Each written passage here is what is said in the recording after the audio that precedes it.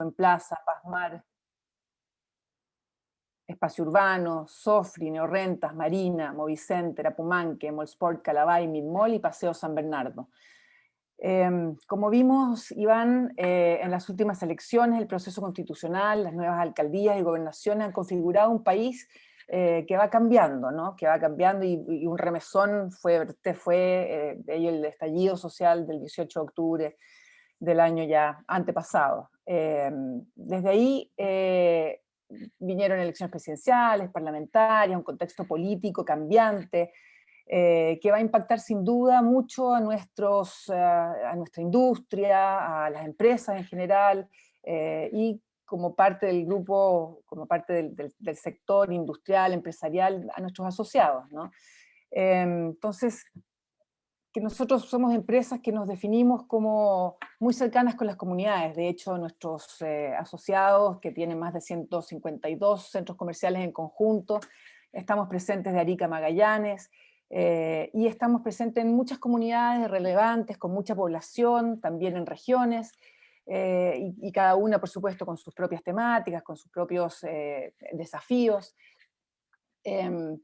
Y es en ese sentido que hemos querido invitarte para que nos cuentes, ¿no? A través de tus estudios, de tu reputación, de las cosas que tú has publicado, los trabajos que has hecho, con toda tu experiencia como arquitecto, como magíster en desarrollo urbano, columnista, asesor de diversas autoridades, pero por sobre todo una persona que conoce muy bien la realidad territorial de diversas comunas, sus demandas, las preocupaciones, y que tiene una amplia experiencia también en el estudio de la ciudad y sus procesos de transformación, diseño urbano.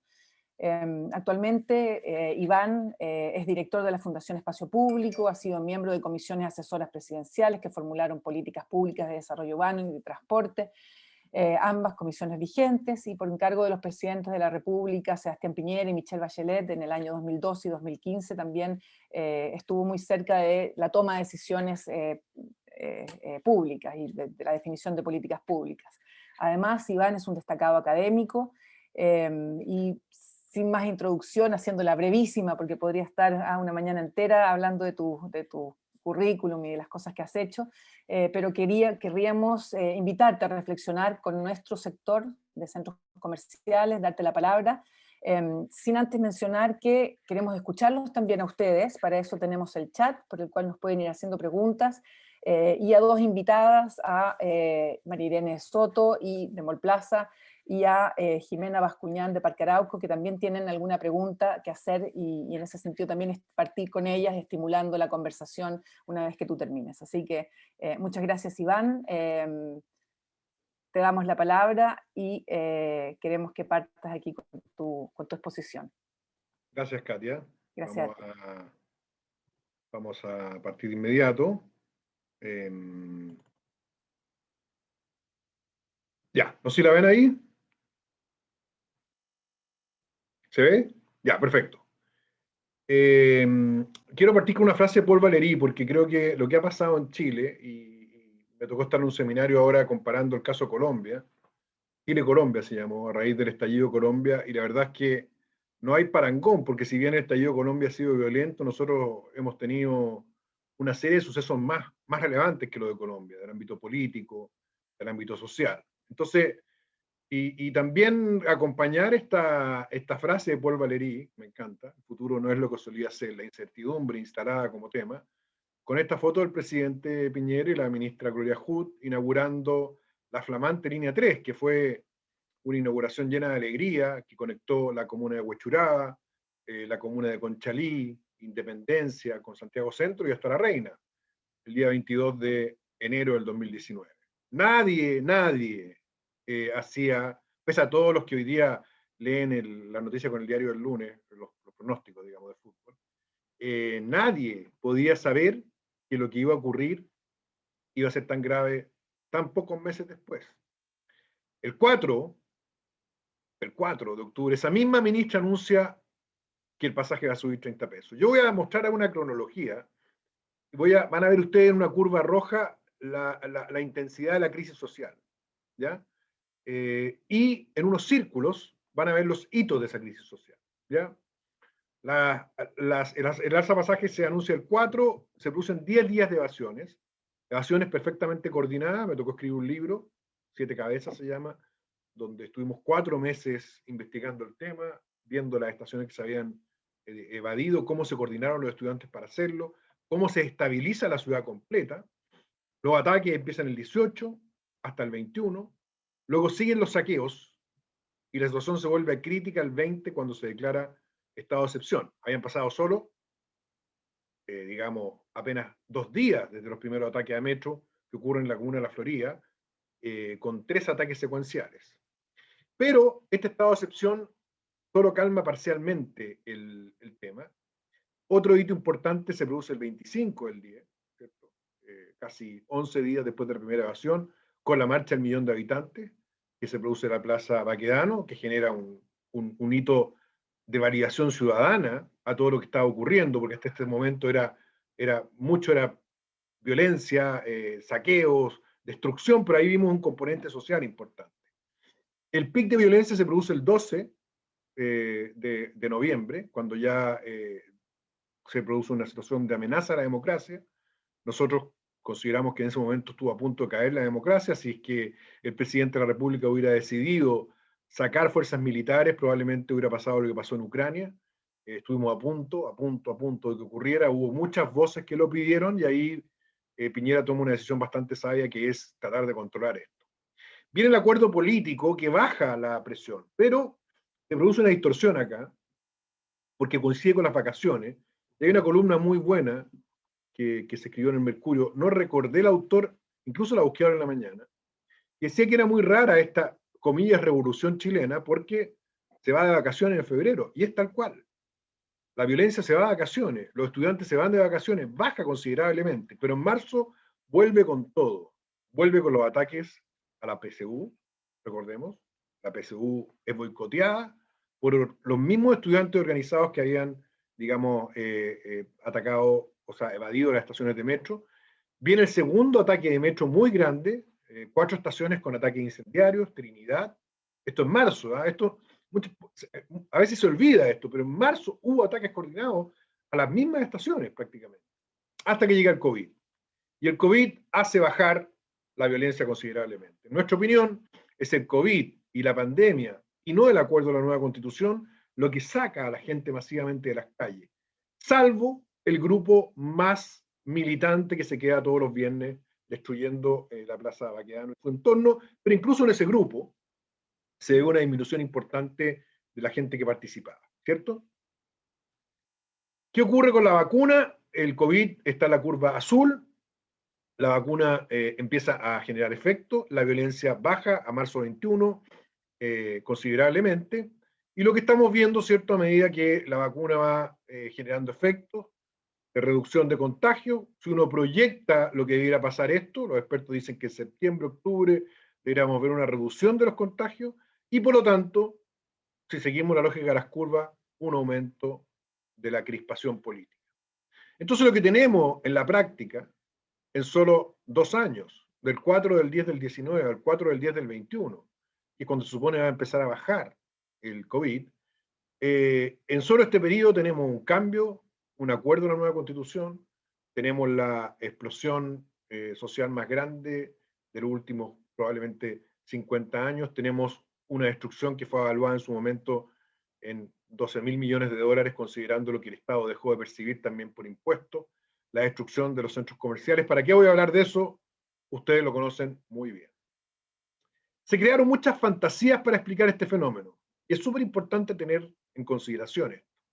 Desde la izquierda se pensó que esto era una revuelta popular, una liberación del pueblo oprimido, organizada por el pueblo, básicamente, y sus representantes, algunos políticos, ¿cierto?, que se apoderan de este proceso. El estallido ha tenido más padres que probablemente ningún fenómeno social del último tiempo. Muchos partidos se asignan la autoridad, pero podríamos decir que hay de esta visión más romántica de la izquierda el concepto de la revuelta popular. La derecha, en cambio, vamos a ver qué pasó acá.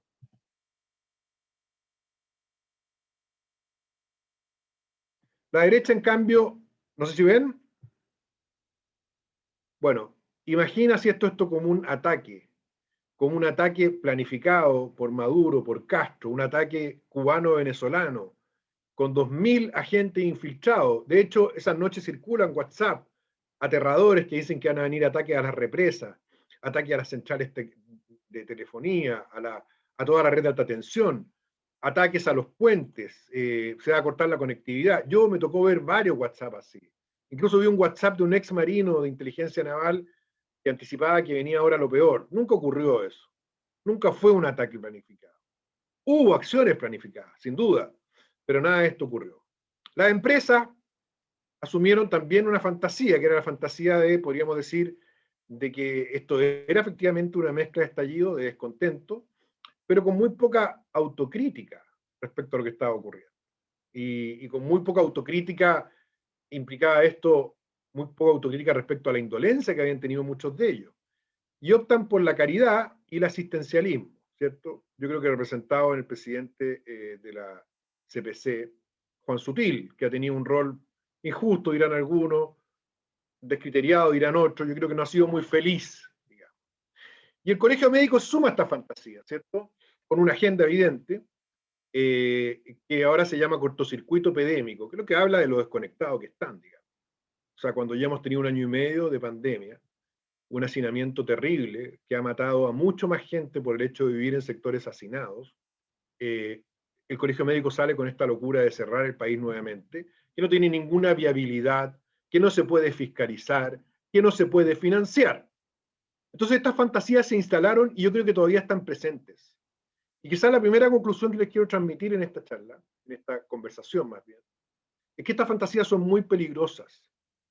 Después vamos a explicar por qué se generan, no es por maldad, pero son muy peligrosas porque impiden entender lo que a mi juicio ha ocurrido o lo que podría estar ocurriendo, si ustedes me creen hoy día lo que les voy a contar. ¿Por qué se producen estas fantasías? Quiero que se concentren en estos dos mapas que ustedes como centros comerciales conocen muy bien. El mapa de la izquierda muestra todos los focos de violencia del estallido, ¿ya? Estas son las estaciones destruidas, que fueron aproximadamente 14. Las estaciones seriamente dañadas están en color amarillo, pero sin el estallido, que fueron otras 15, seriamente dañadas. Tuvimos 27 estaciones destruidas o severamente dañadas de metro. Se comprometió la conectividad de 2 millones de habitantes de las comunas de La Florida, de Puente Alto, de San Bernardo, de Pedro Aguirre Cerda, de Maipú, de Pudahuel, de Cerrillo, las comunas más grandes de la capital hacia el poniente y al sur poniente, fueron desconectadas.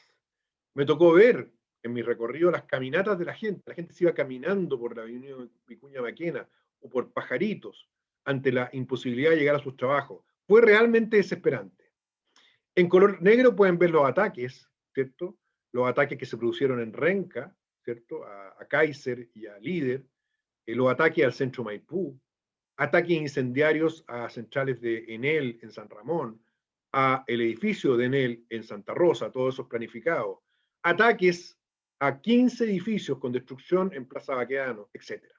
Saqueos. Este es el mapa de la destrucción. Y al lado pueden ver el mapa del hacinamiento. Este mapa lo hicimos nosotros con información de la encuesta CACEN y de las densidades poblacionales. Estos son los sectores más hacinados de Santiago, La Pincoya, La Palmilla en Conchalí, San Luis en Maipú, el sector de Bajos de Mena en Puente Alto, el Castillo y Santo Tomás en La Pintana, Santo Tomás, donde fue asesinada la detective Valentina, ¿cierto? La PDI de solo 25 años. Los Morros en San Bernardo. Bueno, y si ustedes ven, los sectores más afectados por el COVID coinciden con los sectores más afectados por el estallido. Quizás a excepción de Pudahuel Sur, donde hubo mucha destrucción vinculada a acciones de bandas, barras bravas y narcotraficantes. Pero en el resto, lo que vemos es que la población de clase media, de sectores vulnerables, es golpeada 2 veces. Primero por la violencia y segundo por el hacinamiento y la muerte del COVID. Y lo que ocurre en la práctica, y ahora vamos a apagar la ciudad, vamos a mostrar la ciudad donde viven los líderes de izquierda, los líderes de derecha, los líderes de la empresa, y me atrevería a decir, no lo sé, también los líderes del Colmet. Esta es una ciudad de 6 comunas, una parte de la comuna de Santiago, Providencia, Ñuñoa, Vitacura, La Reina, Lo Barnechea, Las Condes, una parte de Huechuraba, una parte de Peñalolén, una parte de Colina Chicureo, las comunas que le dieron el triunfo a Claudio Rego. En estas comunas es donde se decide buena parte de la agenda del país. Y en estas comunas es donde surgen estas fantasías. Yo recorrí 14 comunas durante los 4 meses de que me tocó hacer el libro.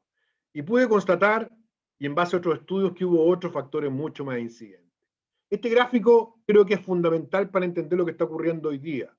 La curva roja muestra el aumento del ingreso por habitante hasta el año 2017.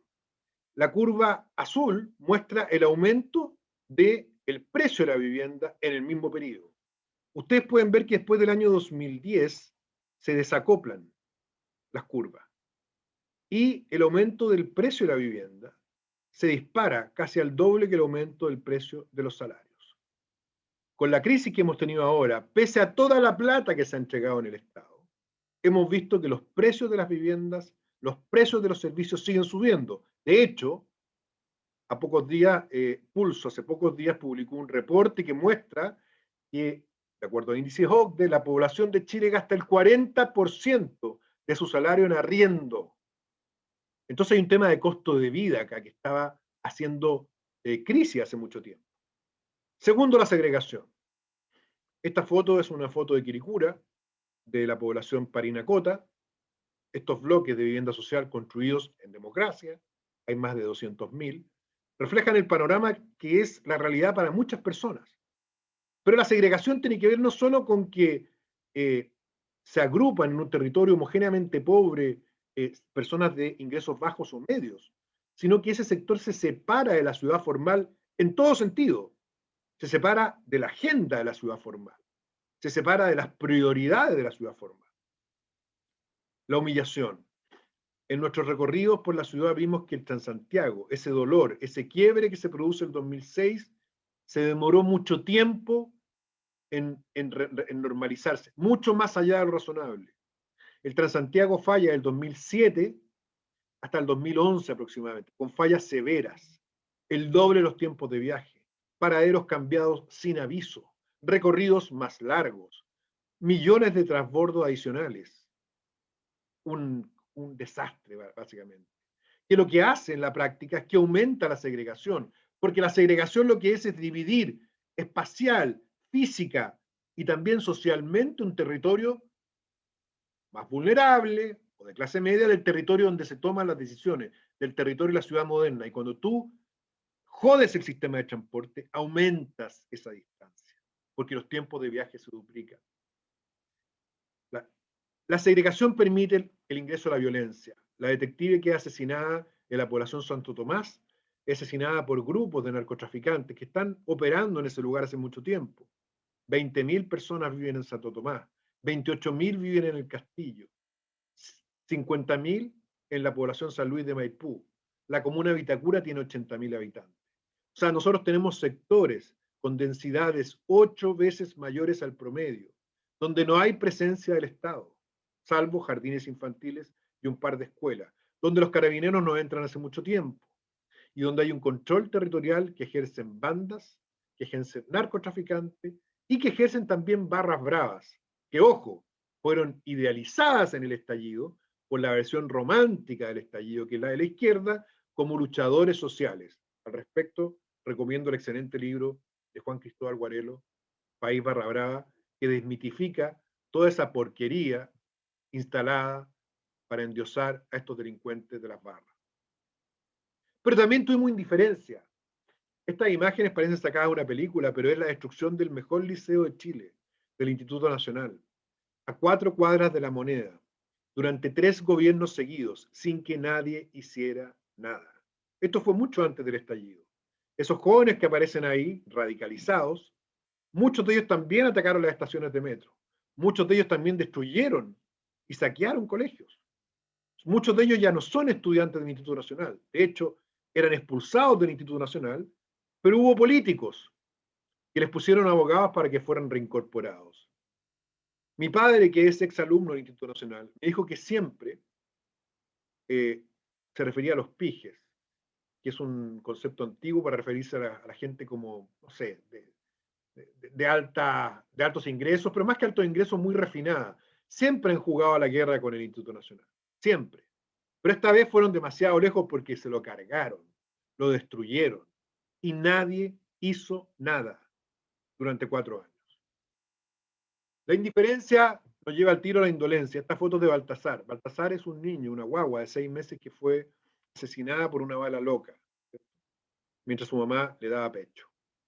Esto ocurrió en una comuna de la periferia. Ahí está la foto de Baltasar con su funeral. Y salió ni siquiera en un titular, salió en una página al interior del diario. No fue noticia.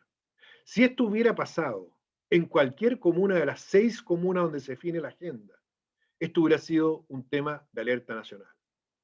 Si siquiera hubiera habido un disparo, ni siquiera hubiera muerto alguien, hasta cuando se vende marihuana en un colegio del sector oriente, hay noticias. Cuando se muere un niño por una bala, no es tema. Y por último, la impunidad. ¿Sabe lo que me decían a mí en los recorridos que hacía por Santiago cuando se estaba incendiando la ciudad? La gente estaba muy triste por la destrucción del metro, pero tenía una esperanza en la violencia. Una esperanza de que esta destrucción como que remeciera lo que estaba ocurriendo. Quisiera que despertaran los que no estaban viendo lo que está ocurriendo. Y también decían que encontraban injusto que aquellos que destruían el metro fueran presos y este señor que está acá, Julio Ponce, que financió toda la política ilegalmente, no solo no esté preso, sino que sea rico y siga ganando plata. Entonces concluí que esto no era una revolución romántica, que esto no era un ataque castrochavista, que esto no era, un malestar ocasional, que requería asistencialismo, y por cierto que esto no iba a ser posible de resolver mediante un encierro. Esto era un monstruo que habíamos creado nosotros, este estallido social, y que después fue golpeado por el COVID. Para terminar, ¿qué es lo que tenemos que hacer en este contexto? Aparte de despejar todas estas fantasías que no tienen ningún asidero con la realidad. Totalmente, digamos. Y acá está lo preocupante. Hoy día todo el país está desvelado, no el país, digamos, las 6 comunas. Las 6 comunas, con la agenda constitucional. Todos hablan de eso. Nadie habla de otra cosa. Yo fui a muchos programas de televisión donde traté de entender cuál era la lógica detrás de esta fantasía, de esta obsesión por la Constitución. Desde la derecha me decían, mira, se va a definir el nuevo modelo, acá puede quedar la embarrada, pueden eliminar los derechos de propiedad. Desde la izquierda me decía, vamos a escribir el nuevo Chile. Las mismas fantasías que vimos en el estallido, las mismas, pero ahora concentradas en la Constitución. ¿Y saben lo que pasa? Que los problemas que yo detecté, que les comenté, el costo de vida, la segregación, la indolencia, la indiferencia, la violencia requieren una agenda de corto plazo. Entonces necesitamos caminar y mascar chicle en paralelo. Lo primero, desplegarse, escuchar y empatizar. Yo he visto a muy pocos empresarios desplegados en el territorio. A muy pocos empresarios desplegados en el territorio. Sé que en el estallido muchos tuvieron que trabajar con sus sindicatos para trabajar con ellos y ayudarlos y que eso no se saliera de control. Pero después de eso no ha habido más que donaciones, desde unas poltronas, desde unos taburetes, donde Juan Sutil explica lo bueno que es él y los empresarios al donar ventiladores. Muy poca empatía, muy poco despliegue. Segundo, hay que reducir las brechas de entorno. Son demasiado marcadas. Esta foto muestra el parque de la familia que está en Quinta Normal. ¿Y saben por qué lo muestro? Porque se parece mucho al Parque Bicentenario de Vitacura. Porque a través de los espacios públicos podemos cambiar las realidades que ven millones de personas, como esta foto que ustedes ven acá, que es un paisaje muy recurrente. Sito Seriazo, algunos de ellos fiscales, veredas destruidas, luminarias de amonio antiguas. Tenemos que crear paisajes de esperanza. Tenemos que mostrar que estas brechas que son tan evidentes en la ciudad se pueden reducir, pero al corto plazo. No con una constitución, antes que la constitución. Tercero, mejorar la calidad de vida y el patrimonio familiar. Acá nosotros hemos hecho una apuesta muy fuerte por la vivienda. La vivienda es nuestra transferencia de patrimonio importante. pero la gente necesita aumentar su patrimonio familiar. El hacinamiento, que hoy día afecta a 1 millón de personas en Santiago, a 1 millón de personas, incluyendo los campamentos, mató, como dije, por el COVID a más gente que la gente que no vivía sin nada, y es foco de violencia intrafamiliar, de abuso sexual, de deserción escolar. El hacinamiento es el cáncer de la ciudad moderna. Y es un cáncer que no se está resolviendo porque estamos construyendo pocas viviendas o muy lentamente. Tenemos que construir muchas más, como la Villa Frey, que está en Ñuñoa, que fue construida en el año 65, donde los departamentos ganan plusvalía cada año, donde los departamentos están en un contexto verde, donde llegó el metro, donde el Estado iba haciendo su trabajo. Otro caso, un conjunto de vivienda social con parques, con juegos, sin alturas desproporcionadas como las que vimos en Estación Central. Necesitamos construir 500.000 viviendas en 4 años. Eso implica construir 125.000 viviendas por año y estamos haciendo la mitad. Necesitamos hacer un esfuerzo significativo para reducir el hacinamiento, porque desde el hacinamiento parten una serie de patologías. Por último, distribuir los beneficios. Y acá esto va directamente relacionado con los centros comerciales y las empresas en general. En los 90, esto era mitigación, esto era el valor compartido, esto era donar una cancha o una plata para hacer una cancha y una plaza en otra comuna e irse. Eso ya no funciona. Las canchas que fueron donadas por muchas empresas de buena voluntad hoy día están tomadas por bandas. Las obras de entorno urbano que fueron construidas con aporte hoy día están destruidas. No es mitigación lo que se requiere. Lo que se requiere es asociación. Primero, hablarle como pares a las personas. Y eso solamente se logra cuando está en el territorio hablando y escuchando. Entender, sobre todo los centros comerciales, que son vecinos de un mismo territorio. Y por lo tanto que los beneficios que ellos perciben tienen que ser compartidos para que también cada vecino siente que gana. No una caridad, no una mitigación, no una obra regalada, no, gana con la construcción de ese centro comercial. Dos casos. Núcleo Chagavía, Pedro Aguirre Cerda, ex hospital o Chagavía, Elefante Blanco, abandonado por años. Hoy un centro comercial que agrupa todos los servicios que requiere Pedro Aguirre Cerda, más plazas, más paraderos mejorados, que transformó un lugar negro en un lugar de actividad económica, de actividad social, en un punto de referencia a la comuna. Este lugar no fue destruido en el estallido. Me dicen que porque los guardias trabajaban en la misma comuna, cosa que es muy buena también dar empleo a la misma comuna, y llegaron muy rápido. Otros me dicen que en realidad al ser Pedro Aguirre Cerda una comuna con mucho habitante del Partido Comunista no fue atacada. Eso es mentira. No hubo una motivación política en los ataques. Hubo un cuidado por el núcleo Chagavía, de los propios vecinos. Caso 2, Parque Arauco, Estación Central, que formaliza y le da un techo de calidad a el comercio informal de Estación Central.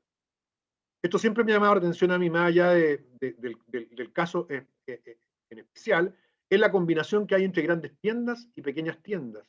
Es la sensación de que estás caminando por una calle de Estación Central, pero bajo el mismo techo que las grandes tiendas. Es muy simbólico este proyecto. A mí me gusta mucho. Por último, no más impunidad. Esta foto que ven acá, es del socio de Enron. El caso de Enron está en Netflix, se los recomiendo. Una empresa que estafó a millones de norteamericanos y no zafó, fue preso. Creo que todavía está preso. Y ahí está el CEO, que salía en la revista de Forbes, que salía en todos los, digamos, centros empresariales y encuentros empresariales, encadenado, yendo a la cárcel. Eso es importante que lo hagamos. Es fundamental que lo hagamos. Porque lo contrario, está muy instalada la sensación de que hay algunos que zafan y otros que no. En conclusión, y para cerrar esta presentación, primero, Chile ha recibido crisis que no cualquier país puede resistir. Es un milagro que el gobierno no haya caído con lo que ocurrió. Y creo que eso se debe en buena medida a que hicimos las cosas bien, a que se distribuyó mucho dinero. Se habla de 35.000 millones, más la AFP, no sé, una gran cantidad de recursos. Pero tenemos un problema. Primero, que no hay plata para seguir sosteniendo esto. Y segundo, que estas crisis han sido idealizadas por élites desconectadas territorial y socialmente de las mayorías. Y por tanto se han planteado soluciones miopes o respuestas miopes: revolución, conspiración, asistencialismo, buenismo. El buenismo es terrible. En un momento estuvieron de moda los Sherpas, que eran como unos mediadores, que iban a los territorios a hacer como un coaching con los vecinos. Eso ya no sirve. Ese asistencialismo buenista ya no sirve, porque la gente, lo que yo he visto, quiere ser tratada como un par. Nadie quiere regalos. Nosotros estamos trabajando con 5 comités de allegados hoy día para construir viviendas para reducir el hacinamiento. Todos tienen su ahorro, todos se lo han ganado. Nadie quiere regalos, nadie quiere asistencialismo. Fundamental entonces recorrer, escuchar, conocer los dolores, escuchar, recorrer la ciudad. La gracia de los centros comerciales, y creo que una industria que en ese sentido se distingue del resto, es que conoce el territorio, está en el territorio, que está en Maipú, que está en Cerrillo, que está en Las Condes, que está en Quilicura, en Estación Central, cuyos clientes son los vecinos de ahí. Por lo tanto, tiene una oportunidad única de establecer puentes que permitan sanar el país también. Y luego tomar las medidas que ataquen las causas del estallido y de forma rápida. Yo creo que si hay una conclusión que debo sacar, es que nosotros tenemos que movernos rápido, porque otra crisis política o institucional podría ser irreversible. Y eso es lo que te dicen todos los expertos. Chile ha logrado sortear estas crisis, porque tenía recursos, porque tiene una clase política no tan demolida, pero probablemente no vamos a resistir otra. Si es que seguimos pensando en soluciones de largo plazo, solamente poniendo todas las fichas en la Constitución para refundar o para evitar que el país se destruya sin atender los problemas que tienen el 78% de las personas que votaron por tener una nueva Constitución, no para refundar el país, creo yo, sino para resolver los problemas que generaron el estallido. Muchas gracias.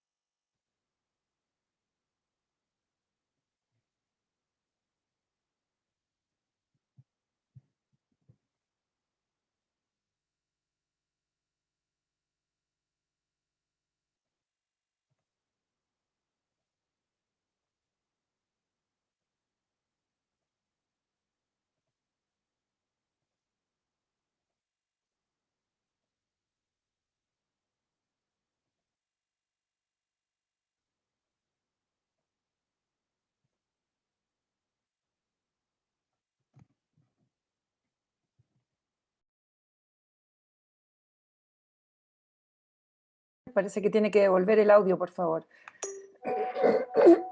Ahí. Ahí me desmutaron. Muchas gracias, disculpen, había un problema con el administrador. ¿Me escuchan ahora? Ya, gracias. Iván, realmente muy impactante todo lo que tú nos haces ver una vez más, ¿no? Yo creo que durante estos años que ya llevamos como en esto, desde el estallido social, con la pandemia, se ha hecho una reflexión bien profunda desde distintos grupos empresariales, económicos, sociales, políticos, y lo tuyo es una buena síntesis, buen diagnóstico, en el cual es difícil no concordar, no empatizar, no estar de acuerdo. Y nosotros como centros comerciales tenemos un rol que jugar. Estamos, por ejemplo, ahora haciendo una benchmark internacional de todas las políticas de sostenibilidad que usan referentes de centros comerciales en el mundo para ver cómo podemos aterrizar esto también a nuestro país y de esa manera contribuir, ayudar, seguir en la línea de la conexión con nuestras comunidades, nuestros barrios, pero sin embargo en lo que hemos visto internacionalmente no hablan de las comunidades. En Europa pareciera no ser tema, más bien la sostenibilidad se entiende en el sentido más tradicional de medio ambiente, cuidado por los recursos, y yo creo que en ese sentido en Chile tenemos una oportunidad de hacer algo especial, distinto, propio a nuestra cultura, a nuestra idiosincrasia y a las comunidades que nos rodean. Quisiera en ese sentido invitar a María Irene Soto, que es gerente de asuntos corporativos de Mallplaza, a que nos comente lo que ha hecho Mallplaza en el último tiempo, no solamente como centro de vacunación, sino que los diálogos que ha estado haciendo con sus comunidades, los trabajos con los emprendedores, y de esa manera también tener para muestra un botón, ¿no? de lo que estamos haciendo los centros comerciales para apoyar en la línea de las cosas que tú mencionas. María Irene. Hola Katia, hola Iván. Gracias. Bueno, primero yo creo que hace harto sentido lo que dice Iván respecto de que efectivamente nosotros estamos en el territorio de todos los análisis y estudios que hacemos en relación a los clientes, generalmente nuestros propios vecinos del centro comercial, del centro urbano, son nuestros clientes. Y nosotros, y un poco siguiendo la misma lógica que planteaba Iván como desde el estallido, nosotros sentimos un poco que teníamos que abrir estos espacios de diálogo, o sea, el tema de la escucha, el tema de entender, de conectarse, de saber qué les pasa, porque generalmente uno llega, se instala y nunca le pregunta al vecino, ¿cómo estás? ¿Qué te pasa? ¿Qué sientes con esto? ¿Cómo lo vives? Y lo que comenzamos a hacer a partir del estallido es abrir estos espacios de diálogo que no los hemos cerrado. O sea, hoy día es una práctica que incorporamos en todos nuestros centros comerciales. Nosotros estamos en Colombia, en Perú y en Chile, que además estamos con problemáticas muy comunes, compartidas. Tal vez Colombia es menos segregado que Chile, pero tenemos los mismos temas como de la injusticia, como desde la rabia, desde donde hoy día las comunidades sienten. Y lo que hicimos fue abrir estos espacios de diálogo, primero desde el plano más físico, conversaciones. Sobre todo lo que nosotros hemos trabajado es fundamentalmente la organización. O sea, hemos ido a las juntas de vecinos de las comunidades donde estamos. Hoy estamos de los 25 centros comerciales, estamos en 24, ya con estas comunidades no solo estableciendo estos diálogos, conversando, sino levantando inquietudes, temas, y de alguna manera nosotros nos hemos situado como desde un vecino más, o sea, ¿cómo estás? ¿Qué necesitas? Y no desde el asistencialismo. O sea, por ejemplo, no sé, partimos ahora creando los barrios digitales, estamos en conversaciones online con los vecinos, y han salido temas como, por ejemplo, el temor al COVID, la inseguridad, y ahí hemos ido generando distintas herramientas, desde charlas de psicólogos respecto de qué hacer en pandemia, qué medidas, juegos para los niños, qué pasa con en la casa, cómo poder resolver situaciones. La verdad es que hemos ido trabajando y levantando y conociendo a nuestros vecinos. Por ejemplo, en todo lo que significa las medidas iniciales. Cuando partió la pandemia, dijimos, pruébelas, díganos qué les pasa, cómo sienten lo que nosotros estamos haciendo en el centro comercial. Y se convierten, cuando tú de alguna manera te sitúas en un plano súper horizontal, en un aliado. O sea, te dicen lo que funciona, lo que no funciona, lo que les acomoda, lo que sirve, lo que no, y nos levantan necesidades. Por ejemplo, en Domínico nos levantaron la necesidad, necesitamos un registro civil acá, y iniciamos todo ese proceso y estamos trabajando, y hoy día ya está en proceso de instalación de un servicio de registro civil en Mallplaza Los Domínicos.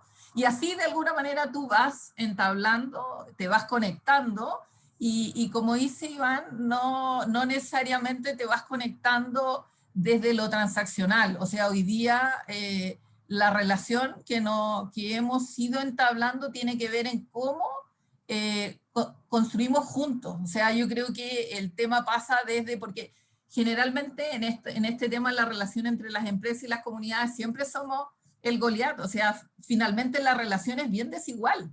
Entonces, ¿cómo nosotros podemos ahí construir una relación que es mucho más horizontal si te sitúas desde esa relación? ¿Cómo estás? ¿Qué te pasa? ¿Cómo trabajamos juntos? ¿Cómo te ayudamos? Porque también te ayudan. Finalmente, el vecino, el entorno, las comunidades donde estás, también te ayudan.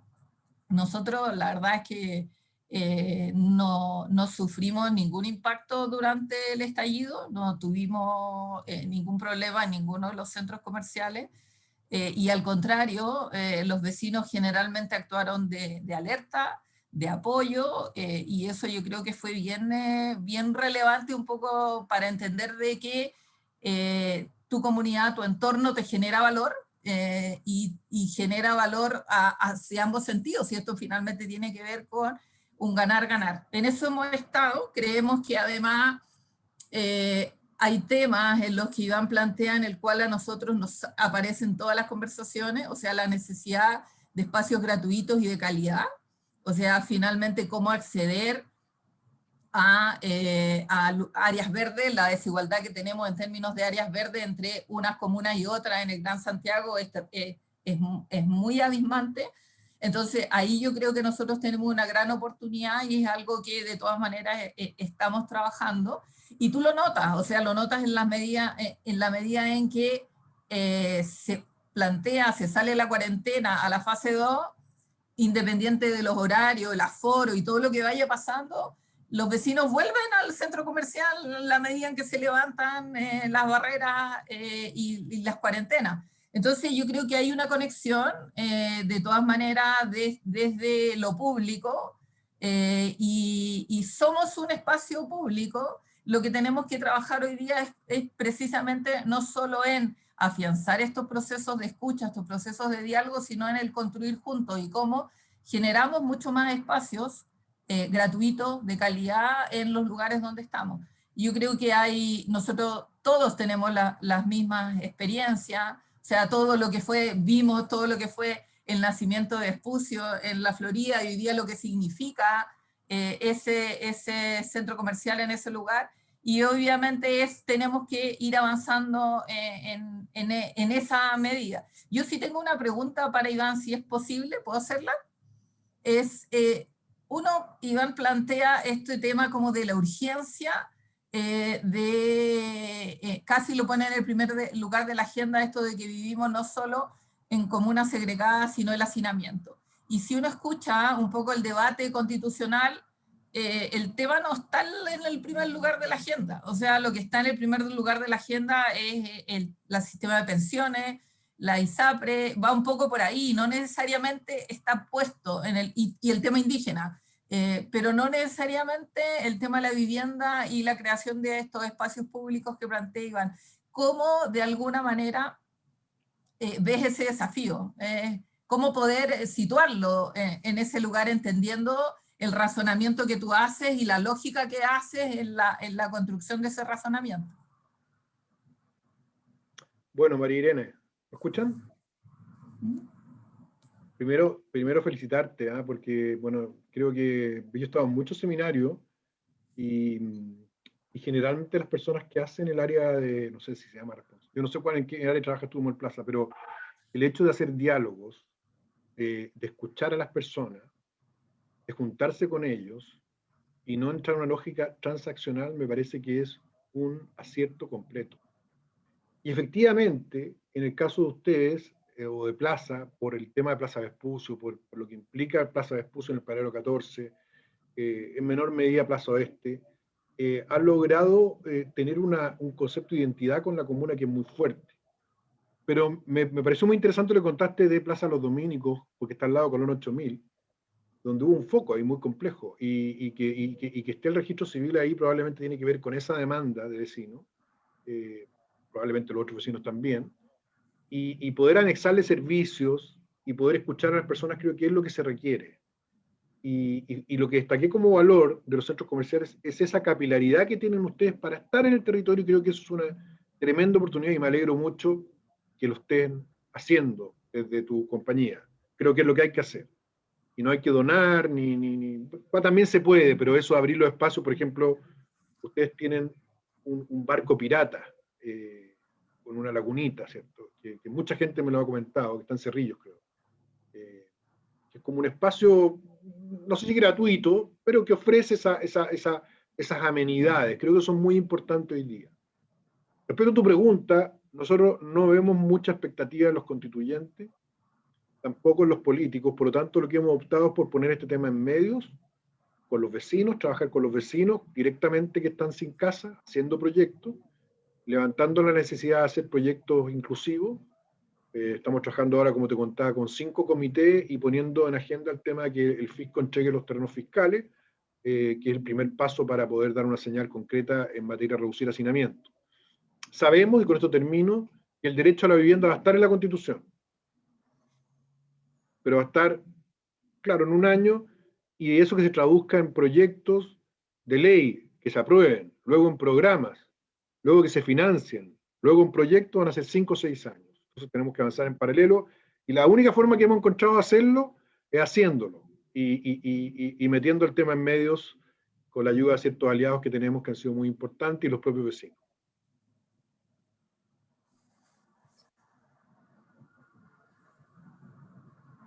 Gracias, Iván.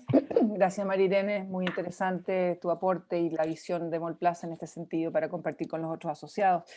Y un poco en la misma línea de lo que mencionaban, no por nada, Iván, nos hemos ido ganando como el apodo, el referente de ser la plaza pública, ¿no? El espacio donde muchas familias, no teniendo otras posibilidades de infraestructura, de esparcimiento, acuden al centro comercial en busca de ese lugar ameno, calefaccionado, climatizado, con áreas verdes, con entretención que es asequible un poco a todo tipo de presupuesto y de bolsillo. Haciendo un aporte también desde ahí, ¿no? que es un poco la esencia de nuestro negocio. Y desde ya hace tiempo, ya antes del estallido, y esto es una tendencia también a nivel internacional, vamos viendo cómo el centro comercial se transforma de un lugar donde solamente había la categoría vestuario en el inicio, retail, a un espacio donde hay hoy día mucho más entretención y gastronomía, 2/3 de entretención y gastronomía versus 1/3 de vestuario. Y en ese sentido me gustaría pasarle la palabra a Jimena Bascuñán. Jimena es la arquitecta jefe de Parque Arauco, y preguntarte, Jimena, ¿cómo ves tú la transformación de el modelo de negocio? Un poco teniendo como referencia lo que pasa en Chile, en el resto de Latinoamérica, y en los últimos años los cuestionamientos también que se le hacen a nuestro modelo y cómo tendríamos que cambiar hacia adelante. Jimena. ¿La desmutean, por favor?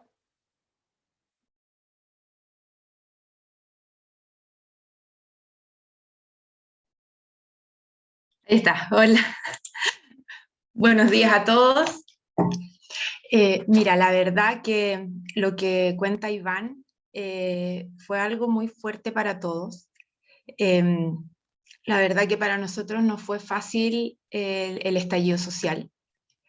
Y efectivamente ha cambiado el modelo. Y yo creo que mucho antes del estallido social, sino que esto ya venía con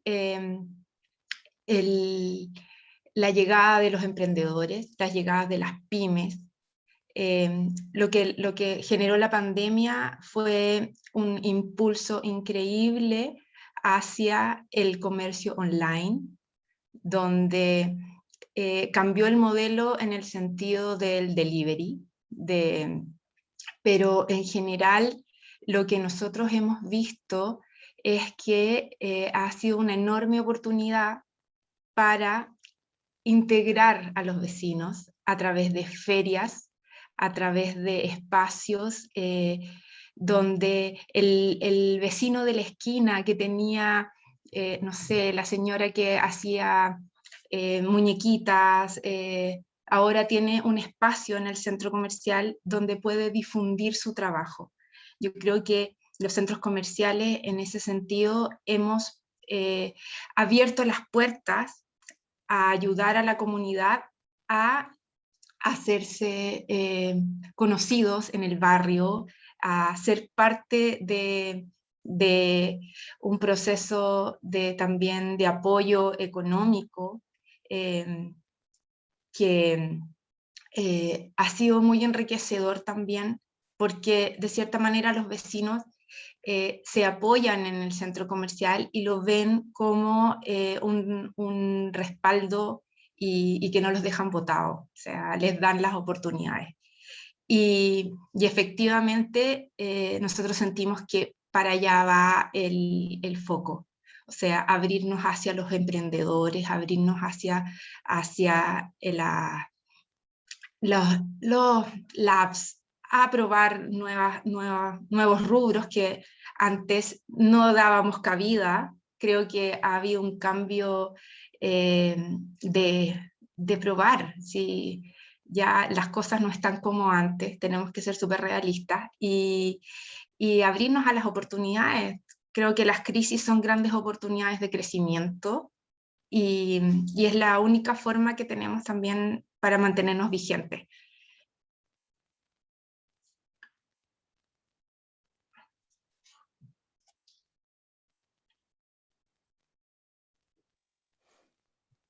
Katia. Ahí.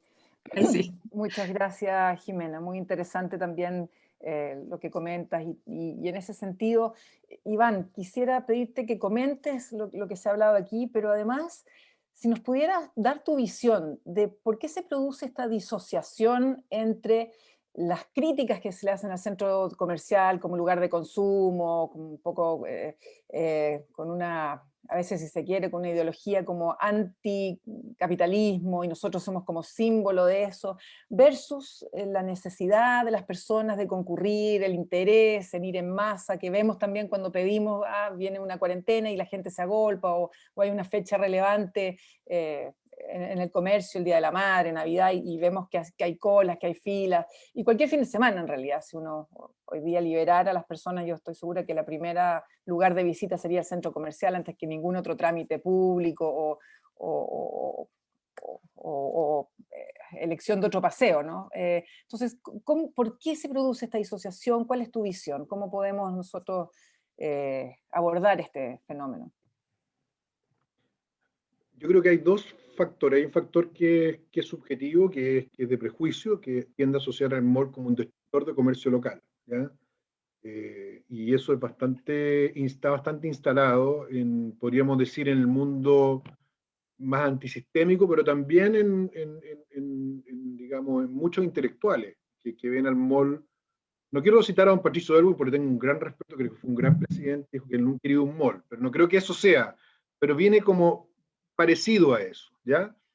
Y creo que más allá de la argumentación del mall como emblema del capitalismo, del consumo, que por supuesto es contradictorio porque la mayoría de los críticos son consumistas y son capitalistas, aunque se digan que no, creo que tiene que ver con la destrucción del comercio local, o el mito o realidad de que efectivamente destruye el comercio local, o lo afecta, o lo daña. Por lo mismo, creo que es muy importante incluir a centros comerciales, a los caracoles, que yo sé que es mucho más complejo porque son multipropietarios, al Mall Pumay de Maipú, al Caracol Lovalle, no sé, te podría nombrar, lo hablamos con la Carolina antes de la presentación, yo sé que ustedes han ido ampliando, el Apumán que es multipropietario y está, ¿te fijas? Entonces yo creo que si ustedes pudieran sumar a centros comerciales emblemáticos de comuna, como el Mall Pumay, por ponerte un caso, ¿ya? Como el Caracol Lovalle, creo que esa percepción como de Goliat versus David se reduciría. Ahora, hay un aspecto objetivo y que creo que tiene que ver con que si bien los moles se han ido consolidando como centros urbanos, no todos son eso, ¿ya? Y tenemos casos donde el impacto vial es un tema objetivamente complejo, donde es muy difícil llegar caminando, hay moles donde el parking lot o el estacionamiento es una barrera para los peatones, es muy difícil entrar, tienden a ser agresivos y creo que ciertamente en algunos casos el impacto sobre el entorno es relevante. El caso más emblemático, Katia y todos, fue Costanera Center, cuyos impactos fueron mucho menores que los que se estimaron en su momento por la forma en que el mall se concibió y se desarrolló. Entonces creo que si uno trabaja esas dos aristas de poder incorporar el comercio, por eso destaqué lo que hace Arauco en el bosque, y también esto de incorporar las ferias, de darle espacio a las ferias, de sumar aliados, de sumar en el fondo pequeños comerciantes, creo que es un tema muy relevante, y ojalá pudieran sumar a una gran cantidad de centros comerciales que no están.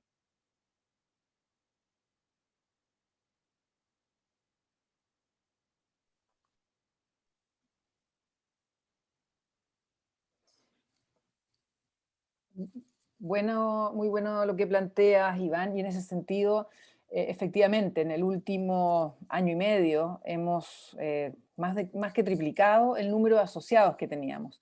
Partimos con un pequeño grupo de asociados, generalmente los más grandes, los más representativos del sector, y durante el año hemos ido incorporando centros comerciales, como tú bien dices, Apumanque, que es multidueño, pero también de especialidad, no sé, está Movicenter, Mallsport, en regiones, la Sofri, y parte de la vocación de este gremio también es tener diversidad al interior de nuestros asociados, y eso ha sido algo que hemos ido consiguiendo en la administración del equipo que tenemos hoy día.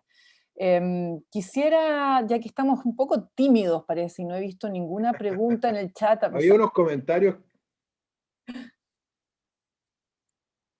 No, había unos comentarios más como de chat, pero yo no sé tomarlo.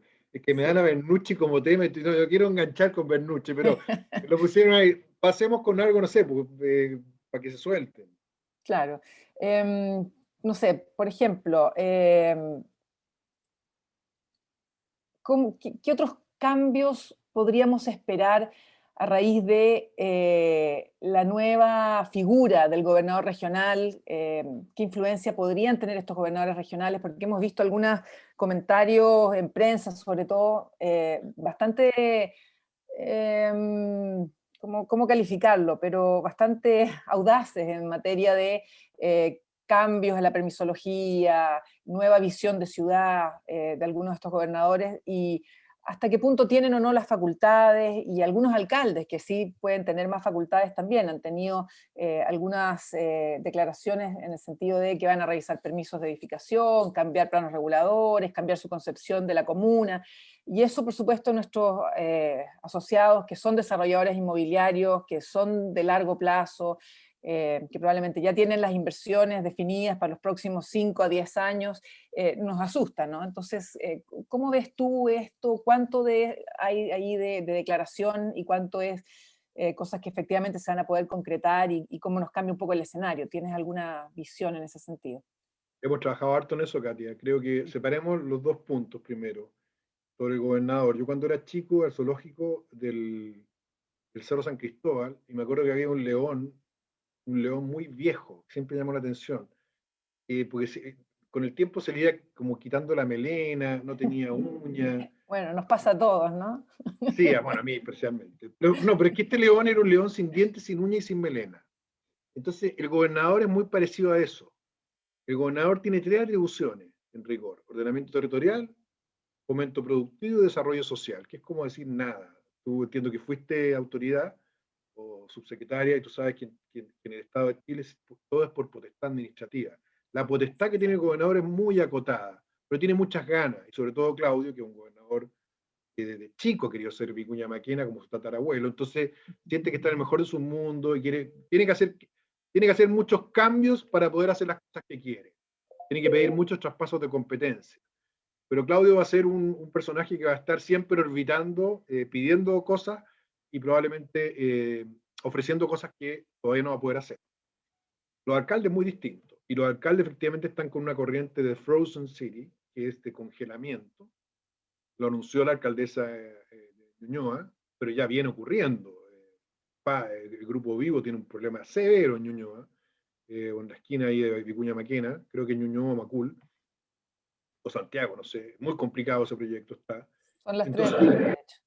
claro, entonces yo creo que viene un escenario de mucha conflictividad en materia de regulación, donde todos los proyectos van a entrar al sistema de evaluación ambiental, donde los vecinos que se oponen a los impactos viales de los proyectos se van a organizar, donde los alcaldes, para evitar conflictos con los vecinos, y además por su agenda política en algunos casos, como la alcaldesa de Santiago, van a tender a ser mucho más duros con eso, y por lo tanto se refuerza muchísimo lo que hablábamos al principio, del diálogo y de sumar aliados. Nosotros estamos trabajando en proyectos grandes, y la única forma de que tú logres sacar los proyectos adelante es que tengas no solo validación ciudadana, que es el concepto noventero o 2000ero, no sé cómo se dice, de la transacción, de la compensación, no, aliados, no stakeholders, shareholders, o sea, que participan directamente de los beneficios. Porque de esa manera, tú en la discusión vas a tener un contrapeso con los grupos de presión. El contrapeso que puede hacer Mallplaza, Parque Arauco, Vivo, respecto a los vecinos es cero. O sea, no tiene ninguna opción de poder generar ningún apoyo. Distinto es si con él están los comerciantes, si con él están algunos vecinos que se ven beneficiados directamente como socios del proyecto. De acuerdo, Iván, en ese sentido. Y ahí, mientras recibo alguna pregunta de la audiencia, quizás, administrador, podríamos abrir los micrófonos para que el que quiera también, quizás no por el chat, pero pueda levantar la mano y hablar libremente. Y mientras tanto, un poco en ese mismo sentido de la participación ciudadana que tú dices, ¿cuál sería la fórmula, la metodología? ¿Cómo sugerirías tú que se hiciera esa participación ciudadana? Porque, claro, uno puede mapear el barrio, buscar las juntas de vecinos, los líderes, quien está a cargo del mercado local, cercano, pero ¿hay alguna metodología quizás que tú hayas visto internacionalmente o alguna forma de hacerlo más efectiva que otra para ayudar a nuestros asociados también en esa conexión con su entorno antes de iniciar un proyecto de inversión? Yo diría que hay tantas metodologías, Katia, desde los charrets, desde...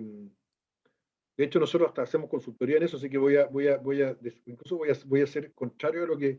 Hay exceso de metodología. Hay exceso yo diría que lo más efectivo acá es identificar a los actores relevantes, que son generalmente las dirigentes de vecinos o de juntas de vecinos o de comercio o asociaciones comerciales, y trabajar con ellos. No tiene ningún sentido trabajar con grupos radicales, no tiene ningún sentido trabajar con grupos de presión.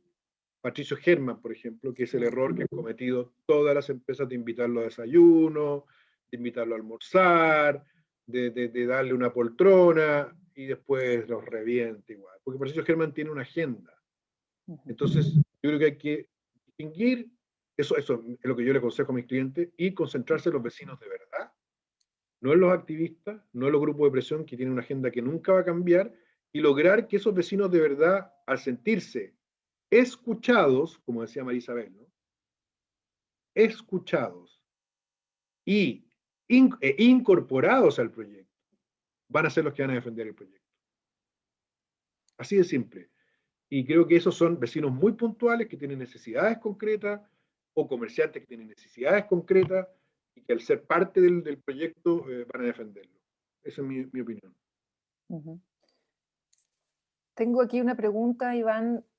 Dice, más allá de los elementos sociales, ¿qué otros se revelan importantes para la comunidad o para una sociedad más consciente y deliberante? A ver, te diría que el tema de entorno, seguridad, creo que las balaceras de los moles han tenido un efecto bien complejo. Yo lo he visto en algunos focus que me tocó trabajar para un proyecto. Generaron pánico directamente. O sea, yo creo que hay un tema ahí, el mall que era como un garante de la seguridad que tú decías, Katia, del clima, de esta cosa como este microclima. Creo que eso está hoy día puesto más en cuestión, ¿ya? Si va a los talleres, lo que percibe es entorno, área verde.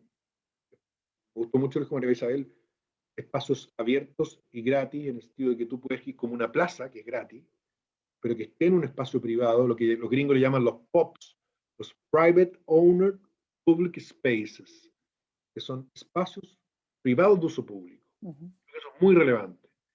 Es la definición del centro comercial, ¿no? Somos espacios privados de uso público, por definición, cualquiera de nosotros, o cualquiera. Sí, pero ojo, Grandes, chicos. porque los parking lots, los estacionamientos, son eso, pero la gente llega en su auto, se baja y como puede entra y sale, y luego entras a un espacio cerrado. No, yo hablo más de algo que esté afuera, como el paseo que hizo Molplaza al lado de Cuña Maquena, que tú te bajas del metro y llega a un área verde maravillosa que separa los estacionamientos de la calle donde se ponen comerciantes. O lo que hizo Arauco ¿cierto? con Estación Central, que lamentablemente no lo hizo en Quilicura. No sé cuánto habrá influido eso en Quilicura. ¿Ya?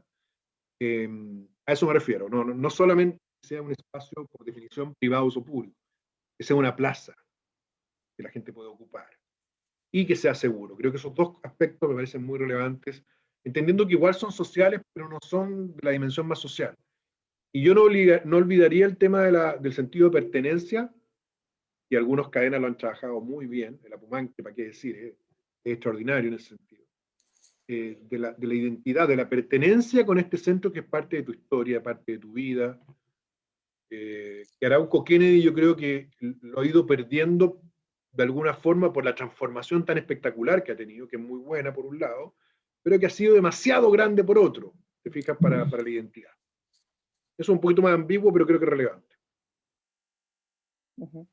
Muy de acuerdo. Y en ese sentido quisiera aportar que en materia de seguridad, para nosotros es uno de los pilares, ¿no? El centro comercial es más seguro que comprar en la calle muchas veces y es parte de los atributos que tenemos y porque la gente también nos elige. Hay episodios que son bastante aislados, pero de mucha connotación pública, además generalmente grabados por las múltiples cámaras de seguridad que están observando los pasillos, entonces tienen un impacto mediático que genera temor muy fuerte. En ese sentido estamos muy en coordinación con las autoridades, tenemos mesas de trabajo público-privado, donde estamos permanentemente con la Fiscalía, el Ministerio Público, el Ministerio del Interior, Carabineros, PDI, trabajando para tener mejor coordinación, así que créeme, Iván, que en ese sentido este es un tema de ocupación para nosotros permanente, y hemos invertido también mucho en tecnología hoy día, reconocimiento facial, barreras, nunca es suficiente, ¿no? Y cuando uno hace una inversión,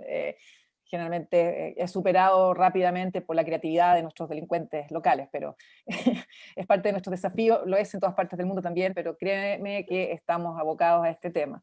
Tengo una pregunta interesante aquí de Diego Abela. Diego, no sé si quieres, es larga y no sé si quieres hacerla a viva voz o la interpreto yo. No tengo problema. Empecé a escribirla antes de que dieran la autorización, pero bueno, la leo. Antes que nada, buenos días a todos. Iván, la pregunta básicamente va asociada a la nueva Ley de Integración Social y Desarrollo Urbano que se está trabajando hace tiempo, y que, bueno, de cierta manera se cree que puede llegar a dar una mirada más macro a las condiciones urbanísticas de la región metropolitana, ¿no? Y no que cada director de obra ponga sus reglas en el fondo de su casa y que de repente no haya una conversación integral. Entonces, en esa línea hay muchas veces se ven contradicciones entre las inversiones del gobierno, por ejemplo, en la línea de metro, que gasta $100 millones por kilómetro, y de repente al director de obra de turno se le ocurre poner alturas de 2 pisos en estas vías expresas, troncales o colectoras, que podrían tener un mayor potencial de desarrollo que permita aportar en el gran déficit habitacional que existe actualmente en Chile, generando además vivienda conectada, accesible y con los servicios y equipamiento que requieren todos los ciudadanos del país, evitando así la segregación social que también mencionaste en tu presentación, y que además creo que aportaría en evitar los campamentos irregulares que finalmente son la voz de la ciudadanía cuando hay una carencia de algún servicio. Bueno, Diego, a ver, te lo voy a tratar de resumir porque es una pregunta interesante y compleja, pero te lo voy a resumir de la siguiente manera. El proyecto original de integración urbana obligaba, o sea, le facultaba al MINBU a definir zonas de integración social donde era posible tener mayor altura de edificación respecto a lo que establecen los planes reguladores comunales, que es el asesor urbano, que lo establece junto con el alcalde. Eso fue rechazado en el Congreso. y fue rechazada básicamente con los votos del Frente Amplio y buena parte de la centroizquierda y también de derecha. Fue ampliamente rechazado, porque se consideraba que estabas pasando por arriba una atribución de planificación comunal que le compete al alcalde y sus vecinos. Y no hubo forma de hacerles ver el punto que tú estás señalando, que tú tienes toda la razón, que hay inversiones que pagan los chilenos de Arica a Punta Arenas para tener una línea de metro que pasa accidentalmente o no, pasa por la comuna porque tiene que conectarla, pero está distribuyendo una enorme cantidad de inversiones en esa comuna. No hubo forma. Y la única manera en que la ley pasara fue eliminando esa exigencia y obligando a los alcaldes a que en un plazo definido, X, ellos mismos tengan la obligación de definir una zona de integración social. Y finalmente eso no va a pasar. Entonces, la única manera de resolver esto, que sí la ley tiene, son instrumentos para favorecer los proyectos de integración social, más allá de las restricciones que ponen los planes reguladores. Entonces, vuelvo al tema de los shareholders y no de los stakeholders. Para hacer un proyecto hoy día de vivienda, tienes que tener vecinos que lo apoyen. ¿Quiénes son los vecinos que apoyan los proyectos de vivienda? Los que van a vivir. Bueno, los que van a vivir. Pero el famoso NIMBY. Nadie quiere... El NIMBY no tiene solución. Yo hice una conferencia una vez. Todos somos NIMBY. Yo he tenido oposiciones de NIMBY de empresarios inmobiliarios en Vitacura. Dije, tú eres empresario. Pero Jorge, tú tienes una inmobiliaria. Sí, pero esto es distinto. Pero ¿cómo es distinto si tú estás haciendo un mismo NIMBY que tú sufres? Todos somos NIMBY. Llegado el momento, todos somos NIMBY. Entonces, ¿cuál es la clave de eso? Los shareholders. A ver, este proyecto tiene 300 vecinos del barrio que no tienen casa, están incorporados. Y estos son. ¿Usted quiere votar este proyecto? Vote estos vecinos. ¿Sabes cómo se aprobó el proyecto, Diego? De integración social urbana. Porque trabajamos con la agrupación de comités de allegados. Y fueron los dirigentes al Congreso, dirigentes sociales, a decirle a la Torre, senador que votó en contra, que era un descriteriado, y a convencer al senador Monte, a la senadora Proboste, que es un senador razonable. Y por eso se aprobó el proyecto. Si no, no se hubiera aprobado jamás. Así que además, reflexión respecto al lobby, a todo este tema que es legítimo y todo. Ojo con eso. Esto es mucho más simple. El elogio de Ana María Isabel. Escuchar y sumar. Shareholders.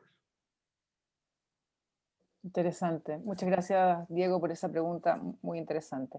Y en ese sentido, Iván, hay un espacio que en Chile se usa poco y que tiene que ver con la participación o el trabajo público-privado, ¿no?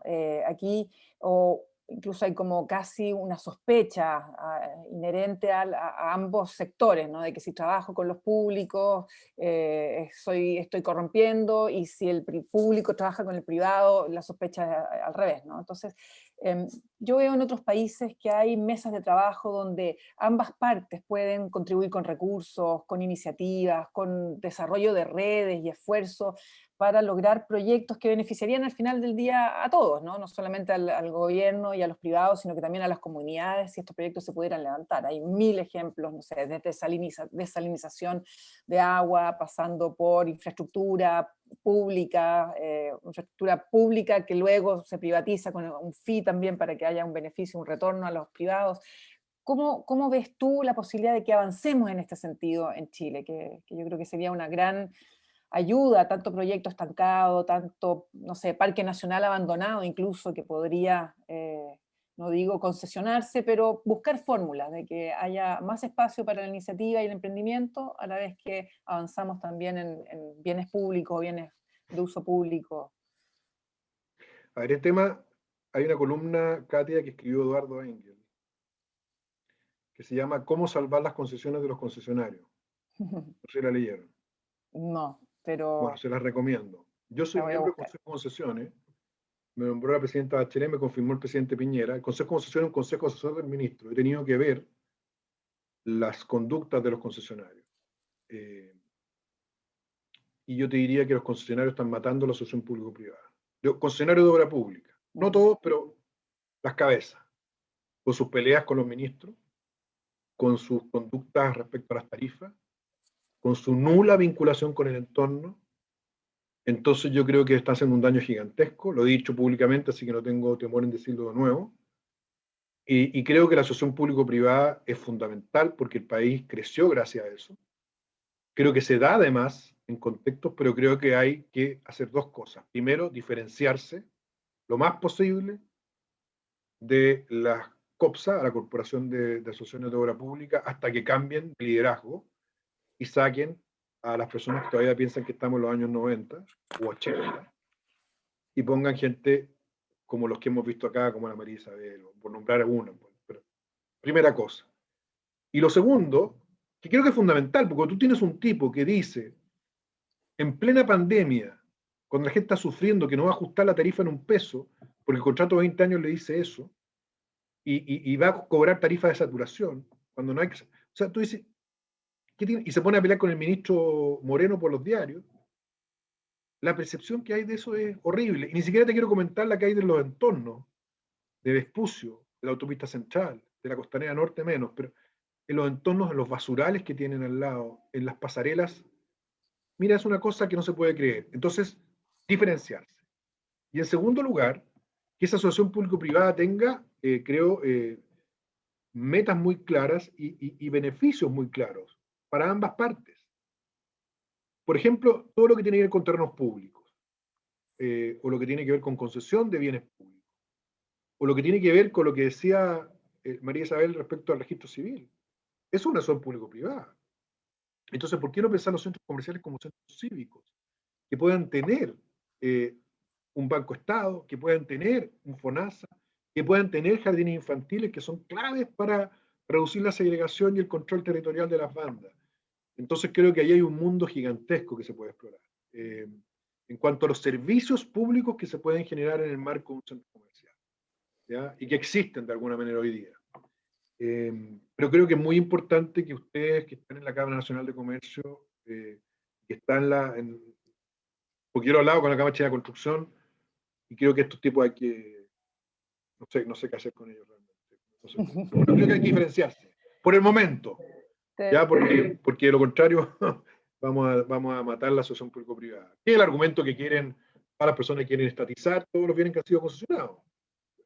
Por eso hay que salvarlas de los concesionarios. Sí. Te escucho y te sigo y concuerdo. Y en ese sentido nosotros también como asociación gremial hemos tratado de diferenciarnos mucho de la asociación tradicional, que es más de resistencia y de representación de intereses contra la autoridad, y más bien buscar un espacio de colaboración, de escucha, de trabajo conjunto. De hecho, no sé, cuando inició el estallido social y no estaban las condiciones para seguir abiertos, nosotros como Cámara llamamos a autorregularse, a poder cerrar hasta tener protocolos claros, y hemos mantenido una relación extraordinaria con los distintos estamentos del gobierno, salud, trabajo, economía, en particular, que son los que más tocan a nuestra vivienda, a nuestra asociación, y creo que nos ha dado buenos resultados, en el sentido de tener espacio de diálogo, buscar cosas en conjunto, colaborar, y creo que ese es el camino, ¿no? Un rol mucho más de articulación, de bisagra, que de confrontación desde el punto gremial, desde lo que nos toca a nosotros. Y en ese sentido tú mencionas 3 espacios, que es trabajar en la educación, colaborar en salud, y nosotros estamos ahí, así que estás mirando el futuro, Iván, de alguna manera. Aquí voy a pecar de pasar un anuncio, pero hoy día los centros comerciales se han ido transformando en eso, y tenemos muchos ejemplos donde ya hay bancos, centros de formación, centros médicos. Entonces se va apareciendo cada vez más ese centro cívico que tú mencionas en nuestra propuesta. Obviamente nos falta más espacios de servicio público, ¿no? Y no por falta de interés de los asociados, a veces por falta de, no sé, incluso de disposición de servicios públicos de entrar ahí y poner su oficina, pero tenemos muy buenos ejemplos de municipios haciendo sus sedes comunales dentro de centros comerciales. Tenemos muy buenos ejemplos de centros de vacunación, hoy día más de 20 locales de vacunación a lo largo de Chile, varias cadenas de centros comerciales están ayudando también al Ministerio de Salud. Tendremos convenios con la SECOM para hacer difusión de campañas de salud, desde vacunación hasta prevención de SIDA, lo que un poco la SECOM, esta instancia de comunicaciones de la SECPRES, del gobierno, quiera publicitar. Nosotros podemos ser espacios receptores de eso y también entonces canales hacia la comunidad, que mal por nuestros centros comerciales pasan 750 millones de visitantes al año, un año normal, ¿no? Estoy entre paréntesis la pandemia, pero esas son un poco las cifras, y entonces nos gustaría ya ir con esto cerrando y despidiéndonos, pero antes diciéndote que tú como stakeholder y shareholder, concepto nuevo también que nos llevamos para este nuevo relacionamiento, te vayas con la conciencia de que los centros comerciales son un espacio intermedio entre lo público y lo privado, que tenemos la mejor disposición y apertura para escuchar, y somos en ese sentido todos grupos muy dinámicos, muy ágiles para hacer cambios, para abrazar nuevas propuestas, y hemos ido cambiando y nos está cambiando el modelo también, entonces de alguna manera tenemos que mantenernos muy vigentes. Que cuenten con nosotros en las instancias también de espacio público, de reflexión, o también en tu participación en el gobierno, cuentes con nosotros cuando haya necesidades que haya que resolver, nos acudan a nosotros para ver de qué manera podemos en esta instancia público-privado ayudar en la solución de problemas. Y quiero, bueno, agradecerte enormemente tu tiempo, ha sido sumamente interesante la conversación, muy abierta, muy transparente. Agradezco asimismo a todos nuestros participantes que con sus preguntas o con su exposición o con solamente estar aquí escuchándonos, se llevan también una perla para su casa de nuevo, para su trabajo. Y en ese sentido, darles las gracias a todos, a nuestros asociados, por este espacio de reflexión y por permitirnos tener aquí también instancias de diálogo que a veces nos sacan un poco de las casillas, pero que es importante también tener esa apertura, esa visión de entorno para hacer un mejor trabajo cada uno de ustedes en sus grupos. Así que muchas gracias. No sé si quieres decir alguna palabra de cierre.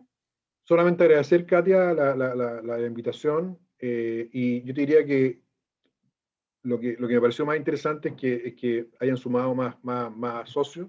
Creo que eso es muy destacable, y ojalá puedan tenerse una foto con también los propietarios del Caracol Ovalle, del Caracol ULA, no sé, de tantos centros comerciales, porque eso les va a dar mucha fuerza, diversidad y este concepto de que somos un solo país. Creo que eso es muy importante, así que gracias por la invitación y un saludo a todos y felicitaciones a lo que están haciendo en Mall Plaza. Ellos han sido clientes nuestros, así que lo quiero decir, pero además en otros temas, pero me encantó esta visión de sentarse a escuchar con vecinos. También Arauco, bueno, saludos a todos. Muchas gracias. Muchas gracias a ti, Y a Iván, ti, y muchas Katia, ¿eh? gracias a todos. No, encantada, así que muchas gracias. Estamos en contacto. Gracias, Iván. Muchas gracias a todos. Un abrazo, gracias por su tiempo, y bueno, seguimos, así que hay mucho por hacer todavía, hemos avanzado mucho, pero seguimos teniendo muchos desafíos, así que ánimo, éxito y un abrazo.